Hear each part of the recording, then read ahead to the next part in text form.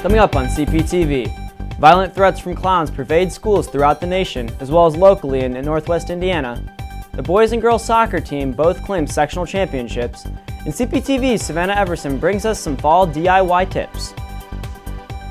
Hi, I'm Drew Zimmerman. And I'm Reese Grappentine. Welcome to Cptv. Mitch Bold will have your 5-day weather forecast, and Jack Gardner will bring us CP sports highlights. Here's what's happening at Crown Point High School. Clowns have gotten a bad rap the past couple of weeks as word broke out over social media of threats of clown attacks on school students throughout the country. Here's Peyton Belcher with more. It is said that once October arrives, the creeps and freaks come out to play. This year, that quote seems to be true. The clown epidemic, as many are calling it, has definitely scared some people this October. Many love to joke about the problem, but government officials say that these jokesters should be taken seriously. Although, instead of being afraid of the clown epidemic, several people have taken to Twitter using the hashtag #IfISeeAClown to express their feelings about these bozos. There's still a question on everyone's mind. Are these clowns really dangerous? We asked some Crown Point students how they felt about the situation. They're tripping. Like, that's not cool. It's kind of creepy, and they're going to scare a bunch of people, and it's really annoying. Sad that I'm more mature than some people. Running around scaring people is pretty goofy and weird. It's not, it's dangerous. So they need to stop. For Cptv, I'm Peyton Belcher. 1 week from today, on October 19th, all 9th, 10th, and 11th grade students will take the PSAT test in their resource classroom. The National Merit Scholars Corporation uses 11th grade PSAT scores to determine National Merit Scholarship Awards and designate National Merit Scholar semifinalists.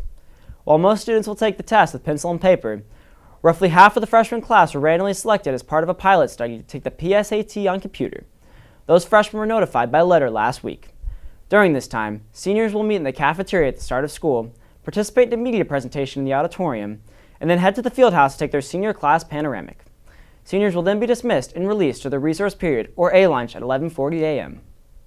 Students, faculty, and staff looking to retake their school pictures can retake them tomorrow, October 13th in the SGI from 7 a.m. to 3:30 p.m. This is your last chance to retake school pictures. The leaves are falling, temperatures are cooling off, and Halloween is quickly approaching. Many of us enjoy taking part in activities such as making candy apples and carving pumpkins. Need some inspiration on what to do this fall break? Savannah Everson is here to demonstrate some fall DIYs. I'm Savannah, and today I have for you guys just a few fall DIYs to get you into the fall spirit. Let's get started.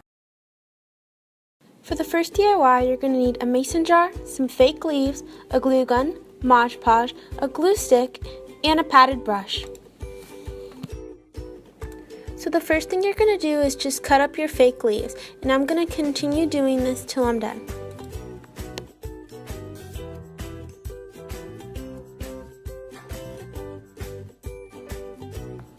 Now that all my fake leaves are cut, I'm going to begin gluing them to the mason jar until they cover the whole jar. Next, I'm going to Mod Podge the whole jar just to give it a better coverage. And this is the finished mason jar, and I just added a ribbon for a little something extra. For my second DIY, I decided to do some cute little candle sweaters. For this DIY, you're going to need an old sock, a candle pillar, a glue gun, and buttons or bows, which are optional. Next, I'm going to begin to cut the sock until it is in half and it has an opening on the end. Pull the sock over the candle and adjust as needed. Then I'm going to just start gluing my bow and my buttons to my candle just to jazz it up a bit.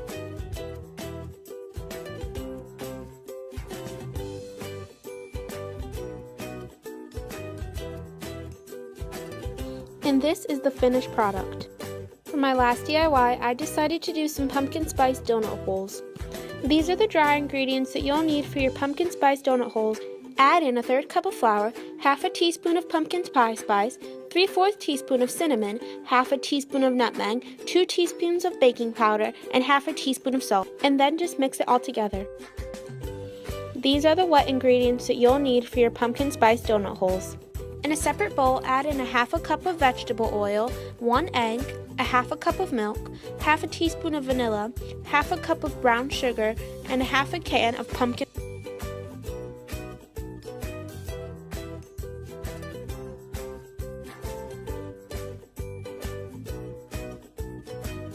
Then I mixed my wet and dry ingredients together and began to mix.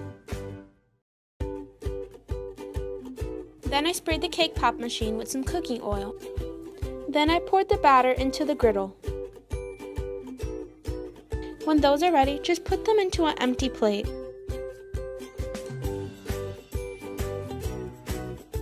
And for a little something extra, I just drizzled some caramel on top and some nuts.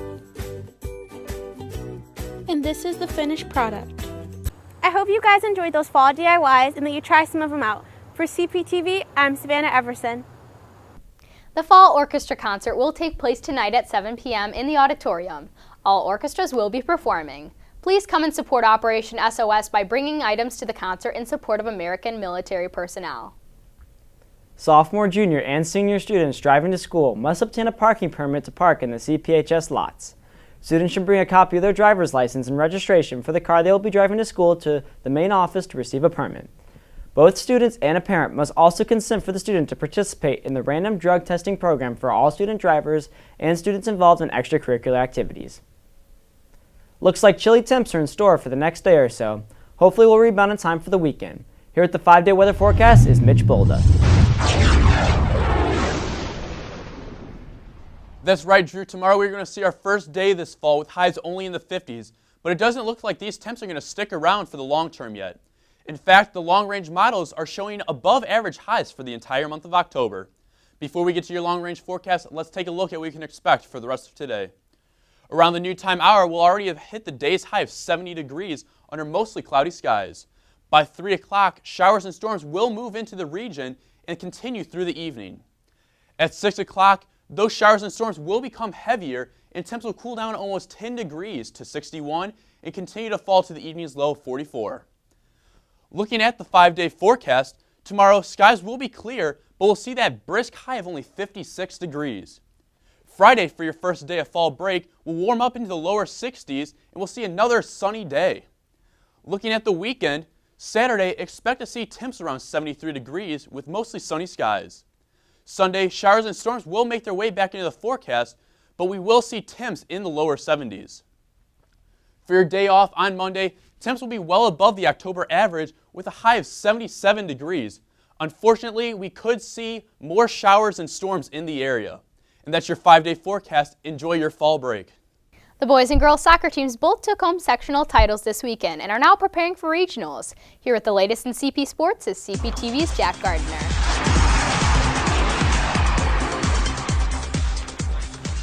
In mid-September, the girls' soccer team dropped a 3-1 loss to Kankakee Valley, with KV senior Regan Walther scoring all 3 goals.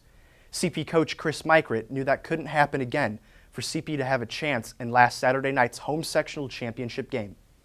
CP shadowed Walther all night, keeping the Cougars scoreless. CP won the match 2-0 with goals coming from seniors Sam Zandrowski and Delaney Benich. CP faces Highland tonight at 5 p.m. at the Highland Regional semifinal game. Also on Saturday, the CP boys soccer team notched their 6th straight sectional title with a 5-1 win over host Maryville in the Class 2A sectional championship game. Crown Point got 2 goals each from junior Parker Darnstadt and sophomore Trevor Witt to lead the offense. The Pirates' lone goal came on a forced foul in the box, which led to a penalty kick from Maryville's Oscar Hernandez with 6 minutes 21 seconds left before the end of the first half. CP will face Chesterton in the Maryville Regional semifinal match this Thursday at 5 p.m. Last Friday, the CP football team faced the Chesterton Trojans in the Dogs' last home game of the regular season. Here's CPTV's Ethan Burdine with more. This past Friday, the Bulldogs battled the Trojans at home, and having only 2 games left in their conference play, the Dogs were hoping for a victory. Last year, the Trojans finished at the top of the Duneland Conference, and the Dogs were near the bottom, just ahead of Portage. This year, Chesterton has a conference record of 0-5, putting them at the bottom of the conference, below the Dogs' record of 1-4.